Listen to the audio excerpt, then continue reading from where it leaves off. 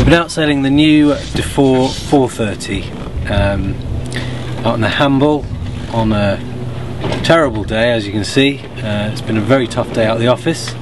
We've had 20 knots of breeze, which is perfect really, and we had a good couple of hours sail, absolutely glorious.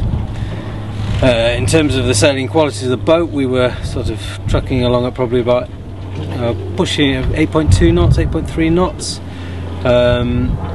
off the wind. Hard on the wind, we were a little bit overpowered, but only just, and that was in the gusts obviously. But the boat itself is designed by Umberto Felci, Italian, who designs all of Dufour's yachts, and yeah, sails very well. Obviously if you're doing 8.2 in 20 knots of breeze, you're doing alright. Sort of standout points of the boat.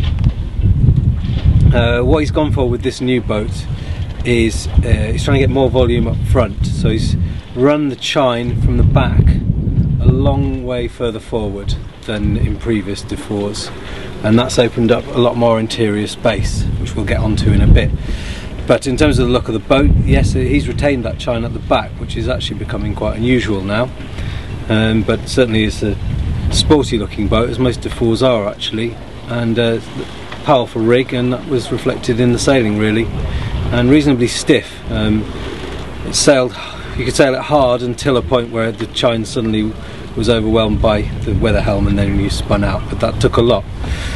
In terms of the interior, I mean, Dufour, obviously one of their key things is internal volume. They have to look at the charter market as well, so they've got to accommodate two different clients really, charter and private clients, but I think with them the stress is probably on private clients actually.